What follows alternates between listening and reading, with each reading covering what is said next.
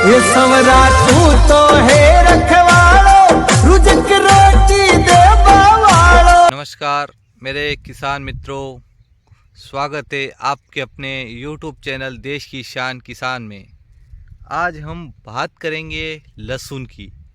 तो लहसुन में किसान मित्रों, मैंने पिछले 2 वीडियो अपलोड कर चुका हूं और उसमें मैंने टोटल जानकारी दी थी आपको कि आपको क्या क्या करना चाहिए, थिप्स के लिए क्या करना चाहिए, बेसिकली बेसल डोज में क्या करना चाहिए।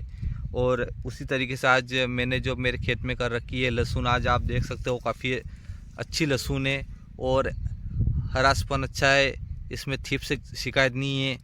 और जो लहसुन है वो एक डंकल काफ़ी मजबूत है और आज हमारी लहसुन लगभग 90 दिन की हो चुकी है। तो 90 दिन की जब हमारी लहसुन हो जाती है तो उस समय हमें क्या करना चाहिए।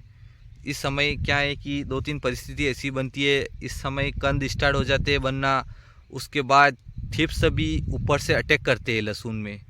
तो थिप्स भी अटैक करते हैं तो थिप्स को किस तरीके से कंट्रोल करना चाहिए और लहसुन में इस स्टेप पे हमें कौन सा खाद देना चाहिए जिससे हमारे जो कंद है वो एक कठोर, मजबूत और ठोस बने, जिससे हम मंडी ले जाए तो अच्छे भाव में बिके। उसके लिए हमें क्या करना चाहिए और जब हम स्टॉक रखें लहसुन का तो लंबे समय तक हमारी लहसुन टिकी रहे। ये सबसे महत्वपूर्ण होता है किसानों के कि लंबे समय तक हमारी लहसुन टिकी रहे। तो उसके लिए आज हम आपको बताएंगे कि आपको कौन सा खाद देना चाहिए और किस स्टेप पे देना चाहिए और खाद देने के बाद किस तरीके से सिंचाई करनी चाहिए। तो सबसे पहले हम बात करेंगे खाद की। तो खाद लगभग सभी किसान लास्ट स्टेप पे पोटास देते हैं और मैं भी पोटास की राय दूंगा, पर पोटास खाद किस समय देना चाहिए ये कई किसान भूल जाते। तो पोटास खाद किसान मित्रों, जब हमारी लहसुन लगभग 90 दिन की हो जाती है तो उस समय अगर हम पोटास खाद अगर खेत में डालेंगे तो उससे क्या है कि जब हम पहले सिंचाई करते थे, हम दूसरा खाद भी डालते हैं, इसमें DAP डालते, तो हमारी क्या है कि ज़मीन एक तरीके से कठोर हो जाती है, यानी थोड़ी मजबूत हो जाती है, जिससे क्या है कि वो कंद बनने में आसानी नहीं रहती, उसे परेशानी आती है कंद बनने में लहसुन में।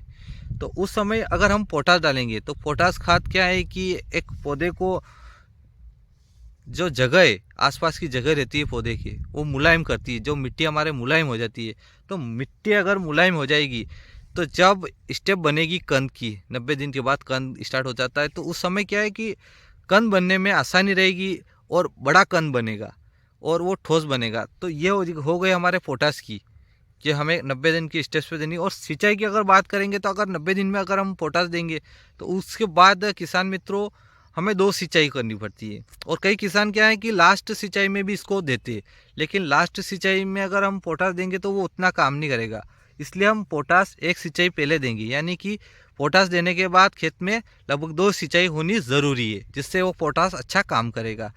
अब हम बात करेंगे, जैसे हमने पोटास दिया उसके बाद क्या है कि इस कंडीशन में थिप्स ज़्यादा आते हैं। तो थिप्स के लिए किसान मित्रों मेरी एक ही राय थी, जैसे कि आज की कंडीशन में हमने जो दवाई एक भी स्प्रे नहीं कर रखी है।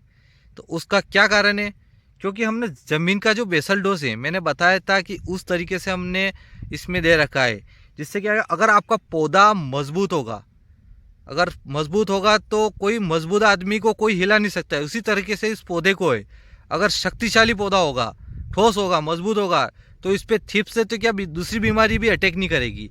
और आज की कंडीशन ऐसी हो रही है कि कई किसान मित्रों के यहाँ पर लहसुन खराब हो जाती है, तो वो क्या है कि ऊपर से, यानी कि ज़मीन पे नहीं ध्यान देते, ऊपर से उस पर स्प्रे करते और स्प्रे कर करके वो लहसुन ज़्यादा खराब होती है। तो ज़्यादा खराब होने लगती है, उसका कारण यही रहता है कि अगर आप ज़मीन में अगर डोज नहीं दोगे तो आपकी लहसुन ताकतवर नहीं बनेगी। और ऊपर के स्प्रे से इतना फ़र्क नहीं पड़ता है, ऊपर का स्प्रे काली मस्सी का कर सकते हैं, थिप्स ज़्यादा आए तो कर सकते हैं, लेकिन थिप्स से पहले अगर हम बेसल डोज में या जो हमने बताया था उस स्टेप पे आप अगर खाद दोगे तो हमारी जो लहसुन है वो भी आप देख सकते हो, और आपकी लहसुन भी ऐसी ही होगी। ये देख सकते हो कितनी ज़ोरदार लहसुन है, और इनका जो कंद है ये देख सकते हो कितना मजबूत कंद है। तो इस तरीके से जो लहसुन है वो काफ़ी अच्छी बनेगी। मैं आपको कंद बता रहा हूँ, देख लीजिए। जो लहसुन है आप देख सकते हो, ये हमारी लहसुन है, काफ़ी अच्छी लहसुन है और ज़ोरदार चल रही है। और आज कंद की अगर बात करेंगे तो जैसे कि ये इस तरीके से हमारी जो कंद है। किसान मित्रों ध्यान रहे कि अगर आप ज़मीन का डोज अच्छा रखोगे तो आपका पौधा वैसे ही मजबूत बनेगा। और जो थिप्स के जो हमने पिछले वीडियो में भी चर्चा की थी कि थिप्स में हमने सल्फर और फाल्डान इस पे डाला था, जिससे इस पे थिप्स भी अभी तक नहीं है। और थिप्स का जो रामबाण है वो मिनी स्प्रिंगर लगा रखी है हमने। तो मिनी स्प्रिंगर को हम जब सुबह ओस होती है, हमारे इन पौधों पे ओस होती है, उस समय अगर हम लगभग 1 घंटा हम अगर मिनी स्प्रिंगर का उपयोग करेंगे, यानी मिनी स्प्रिंगर चलाएंगे, तो हमारे थिप्स ऑलरेडी हमारे खेत में नहीं आएंगे और जो बीमारी होती है लहसुन पर वो भी ख़त्म हो जाती है। तो इसलिए किसान मित्रों राय यही है कि अगर कम खर्च करना है, ये दवाई का कम खर्च करना है, तो आप मिनी स्प्रिंगर लगा लो आपके खेत में, थिप्स आपके खेत में बिल्कुल नहीं आएंगे। ये हो गई थिप्स की भी बात।